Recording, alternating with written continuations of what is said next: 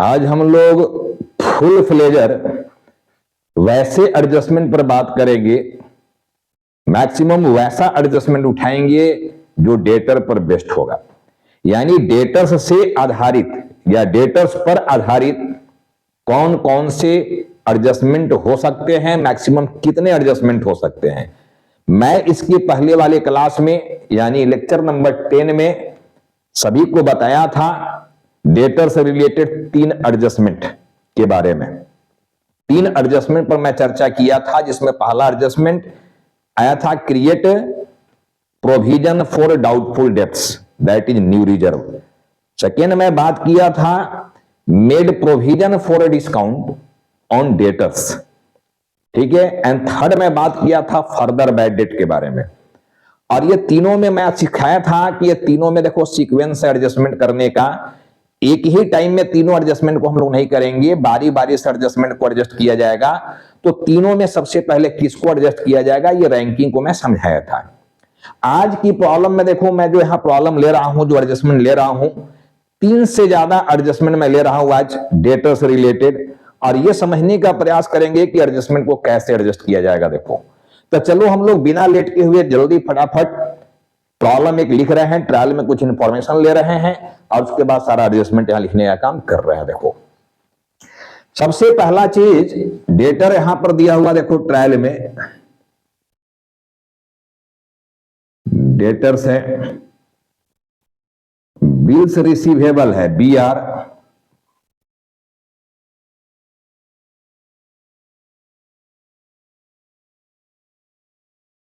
BR हो गया। Bad debt दिया हुआ है, प्रोविजन फॉर बैड डेट दिया हुआ है। मान लो यहां पर डेटर्स का अमाउंट जो है वो 50,000 ही है, जो पहले वाले प्रॉब्लम में भी लिया गया था।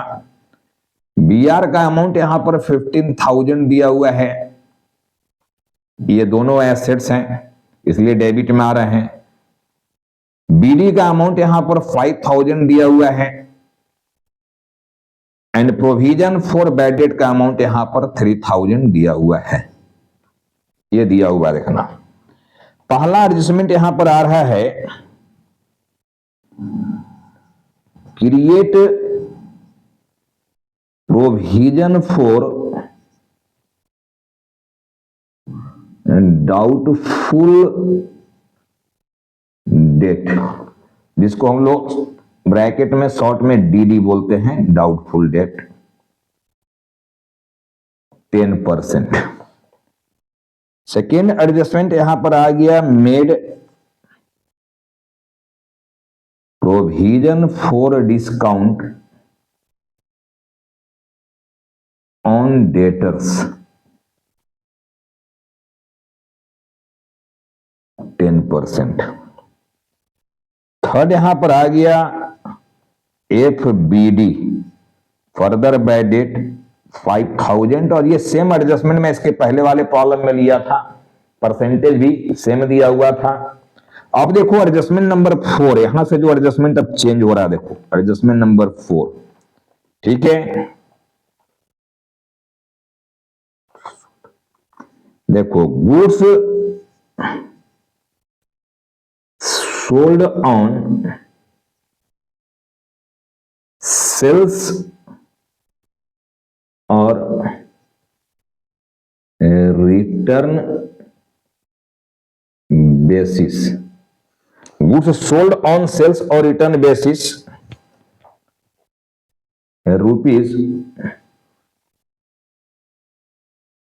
₹5,000,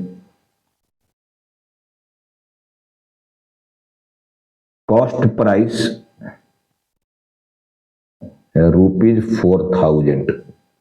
जो गुड्स हम लोग बेचे हैं वो 4,000 हमारा लागत था उसका, लेकिन हम लोग बेचे उसको 5,000 में, सेलिंग प्राइस 5,000 है, यानी 1,000 का मुनाफा हम कमाए हैं, उसमें प्रॉफिट लिए हैं, ठीक है। नंबर यहां पर देखो आ गया 5।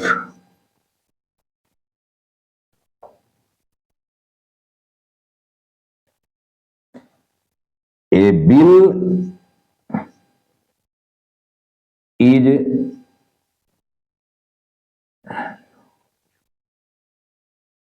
A bill is dishonored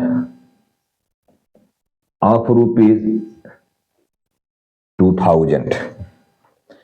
और देखो नंबर 6 आ गया कि ए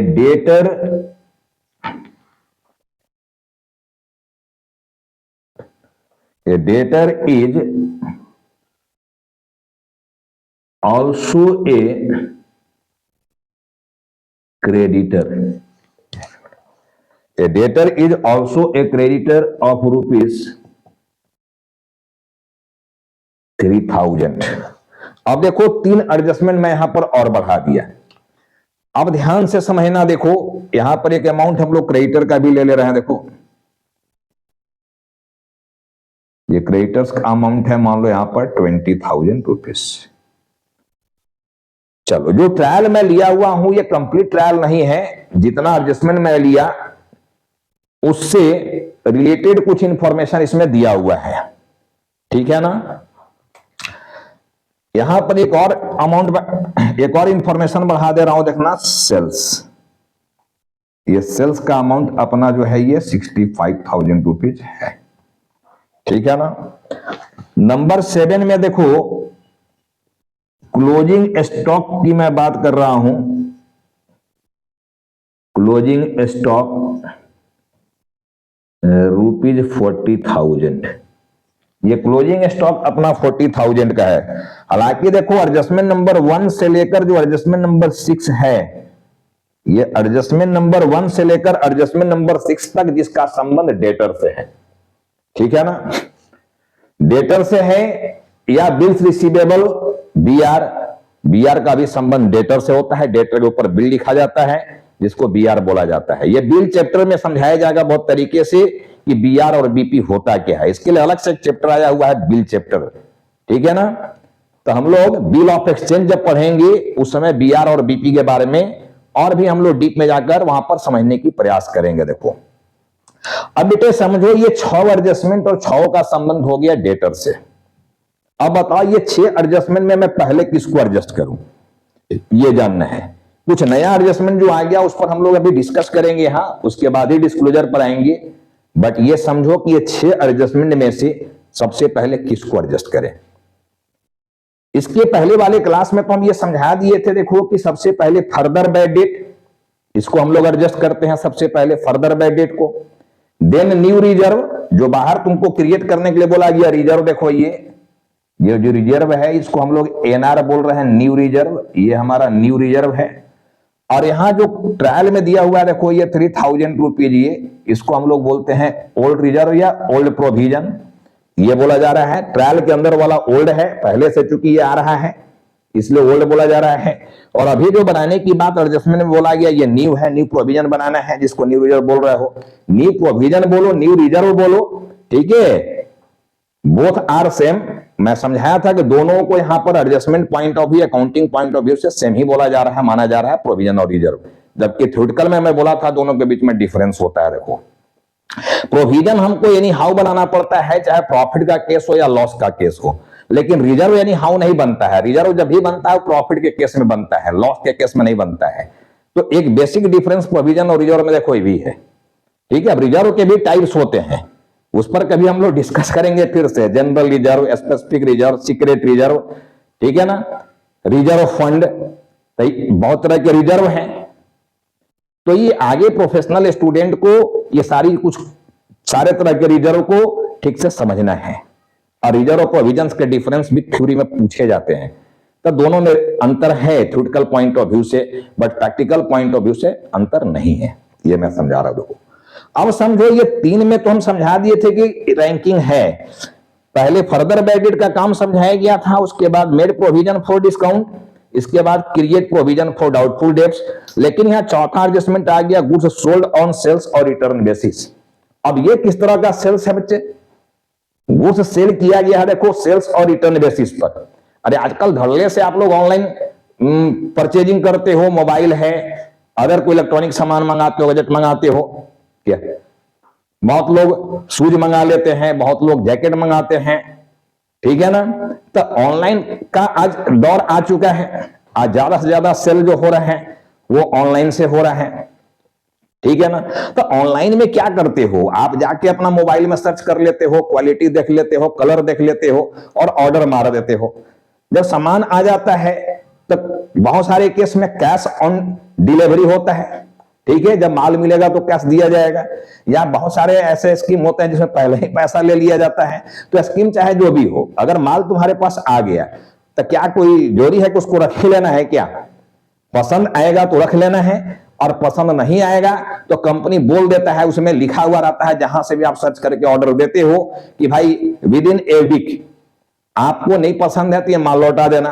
कुछ कंपनी 10 दिन, कुछ 15 दिन का समय दे देते हैं कि 15 दिन के अंदर ये इसको वापस कर सकते हो।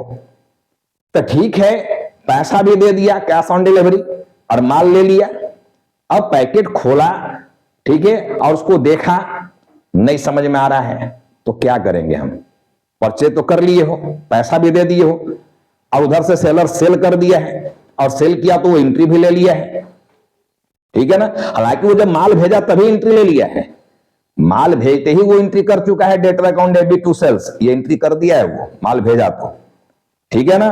क्योंकि इस आधार पर अकाउंट्स नहीं बनाया जाता है कि जब माल तुम्हारे हाथ में आएगा, कंपनी को जब पैसा जाएगा तो कंपनी उसका एंट्री लेगा। कंपनी माल भेज दिया मतलब वो एंट्री कहीं ना कहीं लिया, ठीक है ना। वो डेटर बोलकर एंट्री लिया, जैसे भी एंट्री लिया, तुम्हारा नाम वहां पर जाता है, कौन बुकिंग करने वाला आदमी है, तुम्हारा एड्रेस क्या, सब कुछ देते हो ना जी। तो उसके आधार पर debtor account debit to sales करके वो एंट्री मार देता है, माल भेज देता है, ठीक है। फिर पैसा उसको मिल जाता है तो cash account debit debtor to debtor करके या bank account debit to debtor करके वो अपना डेटर को कैंसिल कर देता है। तो एंट्री ऐसे चलेगा। बट मैं क्या समझाना चाह रहा हूं कि जो माल तुम पसंद किए थे उसको एनी हाउ रखिए लेना है, ऐसा है क्या? नहीं, सारे लोग ऐसा नहीं है सर, पसंद आएगा तब रखेंगे, नहीं पसंद आएगा तो वापस कर देंगे। यानी कंपनी ये बोलकर माल तुमसे बेचा कि भाई जो माल हम भेज रहे हैं तुमको पसंद आ जाए तो रख लेना, अब पसंद नहीं आए तो विद इन ए वीक या विद इन 10 डेज या विद इन 15 डेज ये माल वापस कर सकते हो। तो ऐसे किए गए सेल्स को ये कहकर जो सेल किया गया कि पसंद आए तो रखना, नहीं पसंद आए तो वापस कर देना, तो ऐसे किए गए सेल्स को कहा जाता है गुड्स सोल्ड ऑन सेल्स और रिटर्न बेसिस, ठीक है ना। तो 5000 में माल बेचा है, देखो 4000 का, कंपनी का ये कॉस्ट जो था वो 4000 था, 4000, लेकिन तुमसे वो माल बेचा है 5000 में, यानी 1000 का मुनाफा लिया है, प्रॉफिट लिया है वो, ठीक है। अब कहता है कि ये बिल डिजॉनर्ड ऑफ ₹2000। अब बिल डिजॉनर की एंट्री क्या होता है, एंट्री जानोगे तो सब कुछ समझ में आ जाएगा। मैं बार बार बोल रहा हूं कि सारा खेल एंट्री का है। देखो, हालांकि बिल चैप्टर पर मैं बोला कि एक सेपरेट वीडियो बनेगा, सेपरेट एक वीडियो से कहानी चलेगा, बड़ा चैप्टर है वो भी, बिल ऑफ एक्सचेंज। सीबीएसई वालों को कहीं कहीं नहीं पढ़ना है, ठीक है, कभी कभी वो उसमें पढ़ने के लिए दे देते हैं, कभी हटा देते हैं, बट स्टेट बोर्ड वालों को पढ़ना है बिल ऑफ एक्सचेंज, तो मैं उस पर भी वीडियो बनाऊंगा, क्लास लूंगा, ठीक है ना। फिर भी यहां जितना जरूरत है, बिल के जो केस आ गया यहां पर बिल डिजॉनर्ड, ठीक है, बिल का पेमेंट नहीं मिलना, नहीं मिलने को कहा जाता है डिजॉनर हो जाना। डिजॉनर हो गया मतलब पैसा नहीं मिला है, तो उसकी एंट्री क्या होगा, एंट्री से समझ जाओगे बात को। लास्ट में कहा जा रहा है कि a debtor is also a creditor of ₹3000। एक डेटर हमारा कहता है कि क्रेडिटर भी है। ऐसा भी तो हो सकता है कि जिससे हम माल बेचे उसी से कुछ माल खरीदे भी हैं, क्योंकि उसके यहां मेरे कुछ रिक्वायरमेंट का चीज है पड़ा हुआ, तो मैं वहां से खरीद लिया। तो जिस पार्टी से मैं माल बेचा उसी पार्टी से खरीद भी लिया, यानी वो पार्टी मेरा डेटर भी है और क्रेडिटर भी है। तो अब हम कैसे एडजस्ट करेंगे, डेटर्स रिलेटेड एडजस्टमेंट हो गया ये भी, ठीक है। तो ये 6 एडजस्टमेंट जो देख रहे हो, ये 6 एडजस्टमेंट में से सबसे पहले किसको एडजस्ट करें। अब ध्यान से समझना, आज के क्लास बाद कभी भी डेटर्स रिलेटेड एडजस्टमेंट में कोई कंफ्यूजन किसी बच्चे का नहीं होना चाहिए, ठीक है ना। एकदम क्लियर मैं समझा रहा हूं कि 3 एडजस्टमेंट जो रैंकिंग वाला एडजस्टमेंट है, देखो ये 3 एडजस्टमेंट जो रैंकिंग वाला एडजस्टमेंट है, ये 3 इसको छोड़ो अभी। बाकी जो एक्स्ट्रा एडजस्टमेंट बढ़ गया डेटर्स रिलेटेड, एकदम साफ साफ बात को समझ लेना। 3 एडजस्टमेंट जो ऊपर वाला देख रहे हो, new reserve, made provision for discount on debtor और फर्दर बैड डेट, ये 3 एडजस्टमेंट को छोड़कर अगला कोई भी एडजस्टमेंट डेटर्स रिलेटेड मिल जाए, अगला कोई भी एडजस्टमेंट चौथा, पांचवा, छठा कोई भी एडजस्टमेंट मिल जाए तो पहले उसी को एडजस्ट करना है। क्लियर? समझ गया? Got it? समझ रहे हो सारे बच्चे? तीन एडजस्टमेंट, ऊपर वाला तीन एडजस्टमेंट को छोड़कर डेटर से रिलेटेड अगला कोई भी एडजस्टमेंट मिल जाए तो पहले उसी को एडजस्ट करना है। यहां तक तो बात सब लोग समझ गया कि पहले उसी को एडजस्ट करना है। अब सवाल है बेटे कि ठीक है, लेकिन अगला तो तीन एडजस्टमेंट बढ़ गया, तो उस तीनों में किसको पहले एडजस्ट करें? यह पूछ सकते हो सब लोग कि सर ये तो बहुत मजेदार चीज समझा दीजिए आप कि ऊपर वाला तीन के अलावा चौथा, पांचवा, छठा कोई भी एडजस्टमेंट डेटा से रिलेटेड मिलने लगे तो पहले उसको एडजस्ट करना है। इस तक बात क्लियर हो गया? यहां तक तो बात समझ में आ गया? ठीक है, सारे बच्चे यहां तक कह रहे हैं कि यहां तक की बात समझ में आ गया। लेकिन अगला एडजस्टमेंट जो आप बढ़ा दिए उसमें चौथा, पांचवा, छठा तीन और एडजस्टमेंट बढ़ा हुआ है, तो वो तीनों में पहले किसको एडजस्ट करें? जिसको बुझाए उसको एडजस्ट कर देना, क्योंकि उसमें रैंक नहीं है ना मजे की बात? अगला तीन एडजस्टमेंट में तुम जिसको चाहो पहले उसको एडजस्ट कर लेना, उसमें कोई रैंकिंग नहीं है। ये भी क्लियर हो गया? आ गया मजा? क्लियर है ना? अगला कोई भी एडजस्टमेंट बढ़ गया उसमें कोई रैंकिंग नहीं है, जिसको चाहो पहले एडजस्ट करो, वन बाय वन जिसको चाहो पहले एडजस्ट करो। लेकिन ये तीनों जो लास्ट वाला तीन एडजस्टमेंट है उसको एडजस्ट कर लोगे, और जब ऊपर वाले एडजस्टमेंट में आओगे तो फिर वहां रैंकिंग ही चलेगा। यानी ये तीनों एडजस्टमेंट को एडजस्ट कर देने के बाद, नीचे वाला ये तीनों एडजस्टमेंट को एडजस्ट कर देने के बाद चौथा एडजस्टमेंट जब उठाओगे, ऊपर वाला या पहला, दूसरा, तीसरा में से जो भी एडजस्टमेंट उठाओगे उसमें रैंकिंग चालू हो जाएगा। यानी वहां सबसे पहले फर्दर बैडेड का काम करोगे, फिर न्यू रिजर्व का काम करोगे, फिर डिस्काउंट का काम करोगे, रैंकिंग वहां शुरू हो जाएगा। तो होप कि ये बात सारे बच्चों को समझ में आ गया कि डेटर से रिलेटेड ऊपर में केवल तीन जो एडजस्टमेंट है उसी में रैंकिंग है, बाकी वाले में रैंकिंग नहीं है, बाकी वाले में ऑर्डर नहीं है, वहां ऑर्डर नहीं चलेगा। अगला चौथा, पांचवा, छठा कोई भी एडजस्टमेंट मिल जाए पहले उसको एडजस्ट कर देना है, ठीक है ना? और उसमें कोई रैंकिंग नहीं है, उसमें जिसको चाहो पहले एडजस्ट कर दो वन बाय वन करके। लेकिन अगला तीसरा, चौथा, पांचवा एडजस्टमेंट को एडजस्ट करने के बाद और जब रैंकिंग वाले में पहुंचोगे तो वहां रैंकिंग के अकॉर्डिंग ही एडजस्टमेंट को एडजस्ट करना पड़ेगा, ठीक है? तो चलो मैं यहां तक की बात समझा दिया। देखो गुड्स सोल्ड ऑन सेल्स और रिटर्न बेसिस की जो बात है, गुड्स सोल्ड ऑन सेल्स और रिटर्न बेसिस की जो बात है, ये देखना, गुड्स सोल्ड ऑन सेल्स और रिटर्न बेसिस की जो बात है, इसका देखो इंपैक्ट तीन जगह पड़ता है बेटे, तीन जगह, ठीक से समझना। ऑन सेल, जब कंपनी सेल किया तुमसे, ठीक है, चाहे जैसे भी सेल किया, ये कह के सेल किया था कि पसंद आएगा तो रख लेना, नहीं पसंद आएगा वापस कर देना, लेकिन जब सेल किया तो वो फट से एंट्री क्या मारा? वो एंट्री मारा डेटर अकाउंट डेबिट और टू सेल्स अकाउंट। डेटर यानी तुमको माल बेचा है तुमसे, तब तुम पर्सनल अकाउंट, अगर हम गोल्डन की बात करेंगे तो जब तुम पर्सनल हो तो पर्सनल का रूल लग जाएगा ना, debit the receiver and credit the giver. तो जो कस्टमर रिसीवर है उस वही हमारा डेटर, उसको डेबिट करेंगे, ठीक है? डेटर अकाउंट डेबिट कर दिए।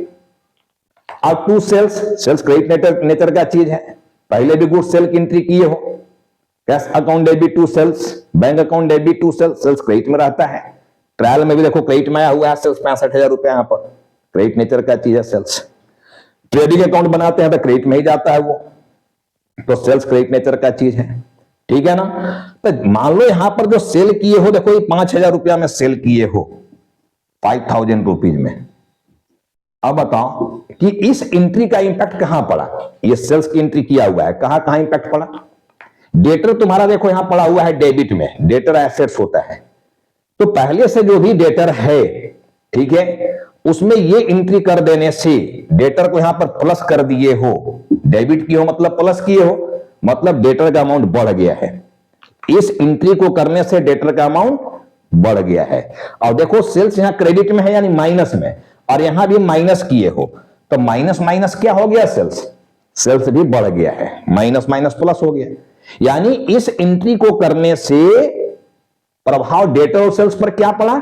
डेटर का अमाउंट बढ़ गया और सेल्स का भी अमाउंट बढ़ गया है। सेल्स क्रेडिट नेचर का चीज है, माइनस नेचर का, और यहां भी माइनस किए हो, क्रेडिट किए हो, तो माइनस माइनस प्लस हो गया, ये यानी बढ़ गया। और डेटर एसेट्स है डेबिट नेचर का चीज, पहले से डेबिट में रहता है, और यहां भी डेबिट की हो यानी प्लस ही किए हो, तब प्लस प्लस क्या हो गया, प्लस, यानी डेटर की बैलेंस को भी क्या किए हो, बढ़ा दिए हो। तो इस एंट्री का इंपैक्ट क्या पड़ गया, ये समझ में आ गया। सेल्स को बढ़ा लिए हो, डेटर को भी बढ़ा लिए हो, दोनों को बढ़ा दिए हो।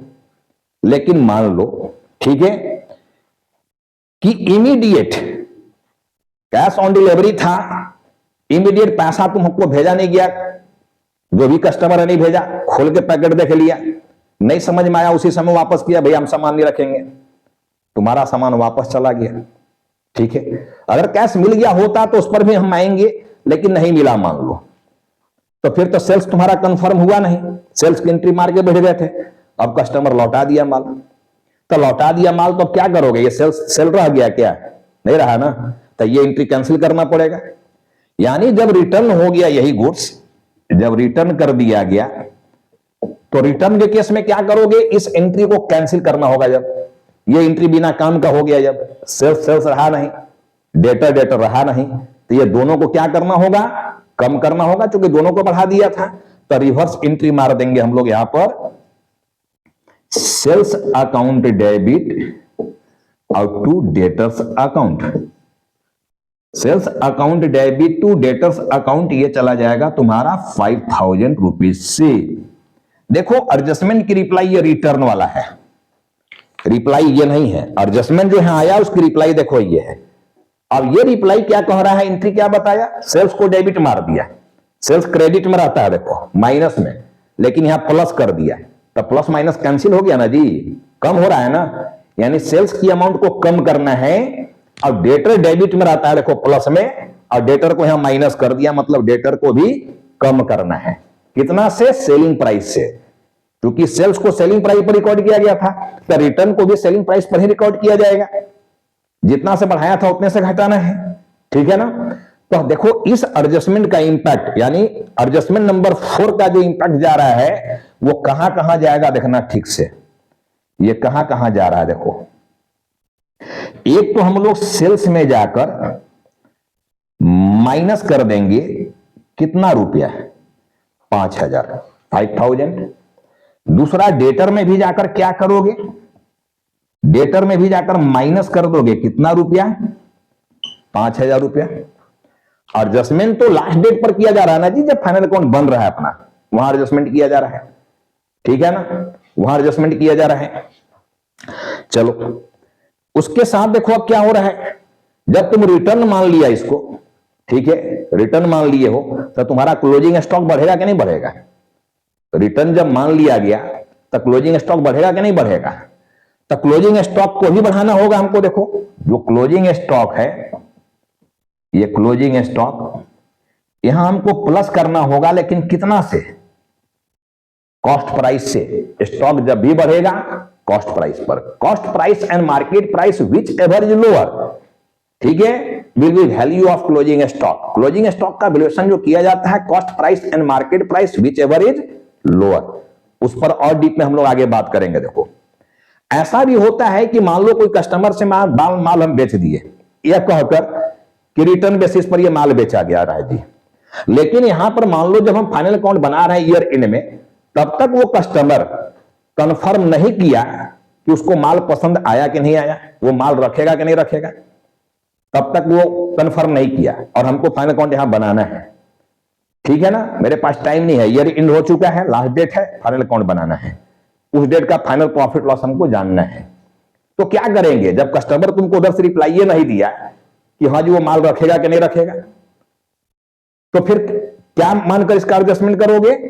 इनकम टैक्स डिपार्टमेंट भी कहता है कि ऐसे सेल्स को रिटर्न मानकर एडजस्ट करना, क्योंकि रिटर्न नहीं मानोगे, सेल मान लोगे, तो 1000 रुपया का तुम्हारा अननेसेसरी प्रॉफिट बढ़ जाएगा, और जब प्रॉफिट बढ़ जाएगा तो उस पर इनकम टैक्स भी ज्यादा देना पड़ेगा, हर प्रॉफिट पर इनकम टैक्स देना पड़ता है। और मान लो इस डेट के बाद कल क्लाइंट हमको जो है, कस्टमर जो है वो गुड्स लौटा दिया, और जब लौटा दिया तब बताओ ये प्रॉफिट तुम्हारा 1000 का जो बढ़ गया था वो हुआ प्रॉफिट क्या, जब माले लौटा दिया तब प्रॉफिट कंफर्म हुआ नहीं हुआ, लेकिन टैक्स तो तुमको भरना पड़ गया। तो टैक्स डिपार्टमेंट जितनी आसानी से टैक्स ले लेता है उतनी आसानी से टैक्स नहीं लौटाता है। तो एक यह भी लॉजिक दिया जाता है कि इस तरह के एडजस्टमेंट को रिटर्न मानकर एडजस्ट करना चाहिए। ठीक है, यह ऐसा इनकम टैक्स डिपार्टमेंट भी बोलता है, रिटर्न मान लेना चाहिए, मानकर एडजस्टमेंट कर देना चाहिए। और बाकी ऑनलाइन वाला मामला समझाइए दिए हैं।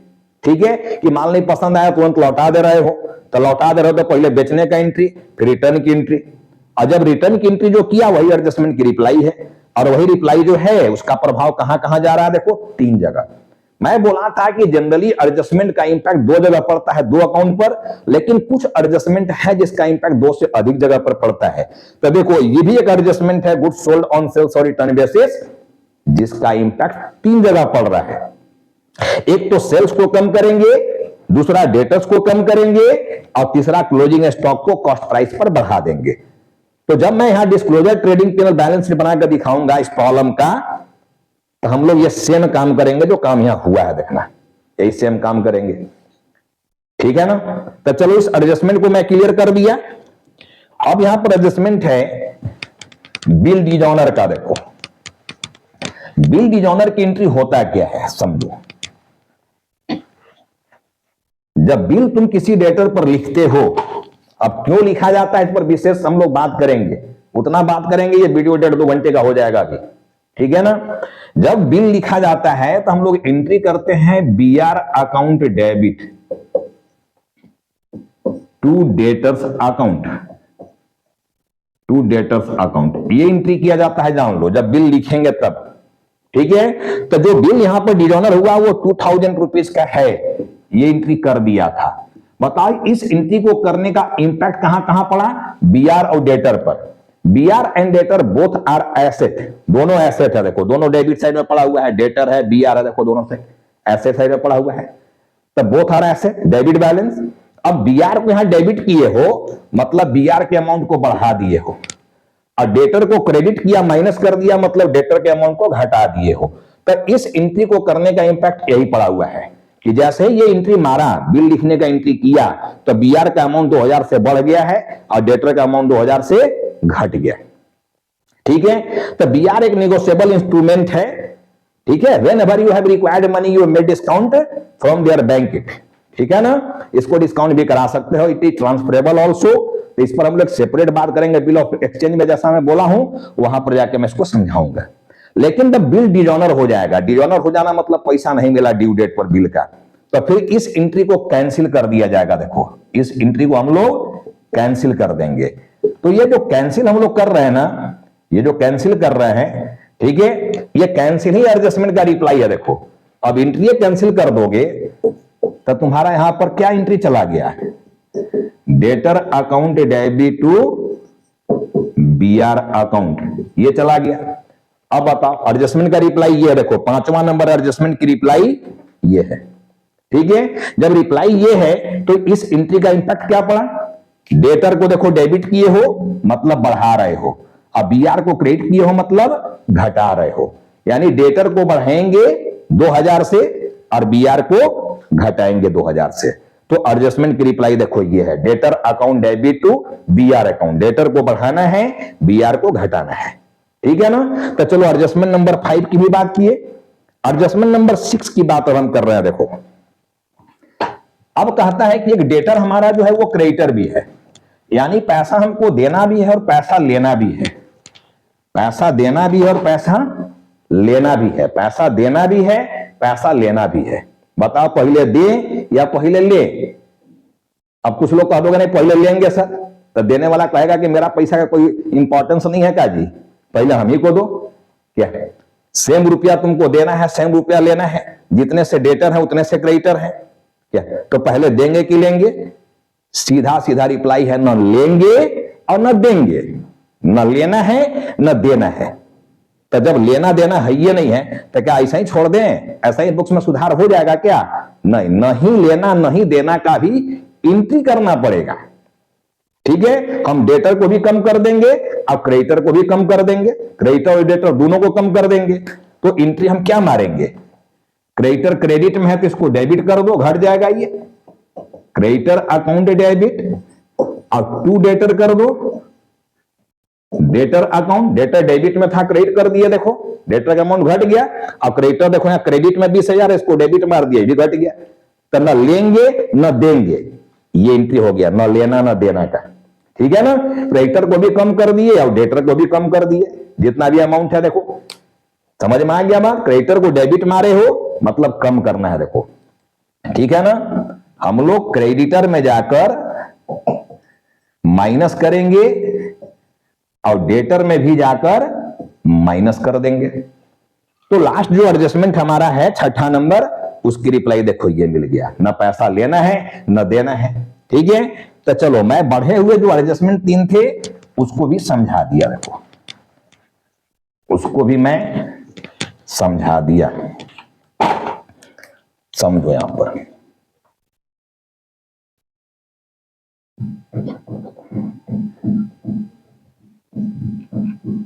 Trading and profit and loss account for the year ending 31st March 2024,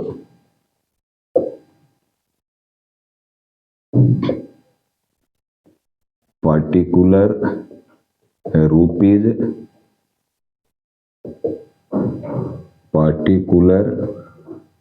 rupees credit debit,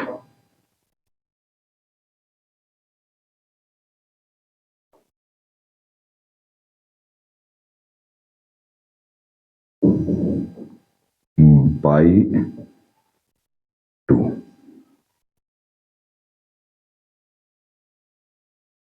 इधर भी आ गया बाई एंड 2, और यहां पर हमारा है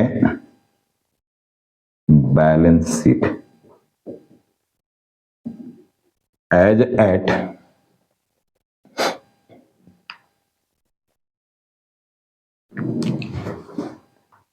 as at 31st March 24, liability rupees, assets rupees।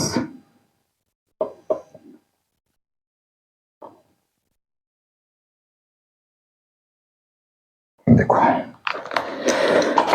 अब यहां पर मैं बोला था कि क्रेडिट साइड में देखो सेल्स आता है एंड क्लोजिंग स्टॉक आता है, डेबिट माने वाला कोई भी इंफॉर्मेशन यहां नहीं लिया हुआ है मेरा। देखो इधर तुम्हारा डेटर आता है, डेटर का अमाउंट दिया हुआ है 50,000 रुपीज, सेल्स का अमाउंट दिया हुआ है 65,000 रुपीज, ये दिया हुआ है, ठीक है ना। बीआर का अमाउंट दिया हुआ, देखो नीचे में हम लोग बीआर लिख रहे हैं, यहां पर लास्ट में एकदम बीआर लिख रहे हैं, देखो 15,000 रुपीज। जगह हो सकता है कम पड़ेगा क्योंकि एडजस्टमेंट 6 है, 6 एडजस्टमेंट को एडजस्ट करना है, रखना। चलो अब हम लोग यहां पर ले लिए चीजों को, क्रेडिटर दिया हुआ है तो क्रेडिटर को हम लोग लायबिलिटी साइड में ले रहे हैं। देखो क्रेडिटर का अमाउंट है 20,000 रुपीज, ये हो गया।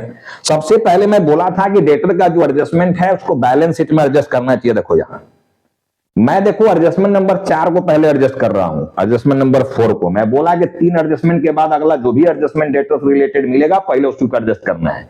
तो चौथा एडजस्टमेंट देखो गुड्स सोल्ड ऑन सेल्स और रिटर्न बेसिस, और अभी उसकी थ्योरी समझाए हम। यानी हम लोग यहां पर क्या करेंगे, डेटर को बढ़ाएंगे, देखो ठीक है ना, डेटर को घटाएंगे हम लोग, क्योंकि रिवर्स एंट्री मार दिया ना, माइनस करेंगे एस आर बेसिस, और हम लोग सेल्स को भी यहां पर माइनस कर देंगे एस आर सेल्स और रिटर्न बेसिस लेकर, कितना से 5,000 से। अब ये सेल्स हमारा जो कंफर्म बच रहा है वो 60,000 का ही बच रहा है, देखना। क्लोजिंग स्टॉक 40,000 का तुम्हारा दिख रहा है, इसको अंदर में भी रखना है 40,000।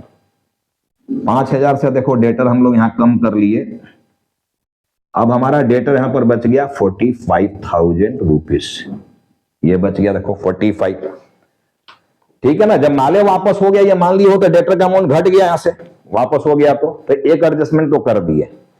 देखो नेक्स्ट हमारा जो एडजस्टमेंट नंबर 5 है, बिल डिजॉनर्ड वाला 2000, उसमें हम क्या बोले थे, अभी एंट्री करके दिखाएं कि जब बिल डिजॉनर हो गया तो debtor account debit to BR, debtor बढ़ाएंगे बीआर घटाएंगे, तो हम लोग यहां पर डेटर को बढ़ा दे रहे, देखो प्लस करेंगे बीआर डिजॉनर 2000, ये कर दिया हम लोग, बीआर डिजॉनर है 2000 का, और यहां माइनस कर दोगे बीआर में भी डिजॉनर कर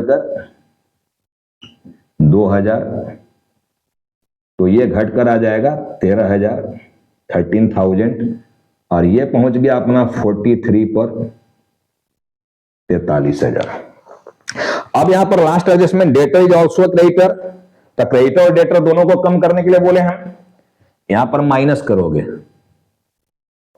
ड्यू टू क्रेडिटर, क्रेडिटर का बाकी है कितना 3000, तो 3000 ये माइनस कर देगा तो अपना आ गया देखो ये 40,000 पर 40,000 यहां पहुंच गया, और यहां माइनस करोगे ड्यू फ्रॉम डेटर्स, डेटर के पास पैसा बाकी था इसका 3000, तो ये घट के 17,000 पर आ गया, तो डेटर और क्रेडिटर दोनों से इसको हम लोग माइनस कर दिए। अब अगला 3 एडजस्टमेंट जो बढ़ाए थे वो तीनों का काम हम कर दिए, देखो ये 3 एडजस्टमेंट, चौथा पांचवा छठा तीनों कर दिए।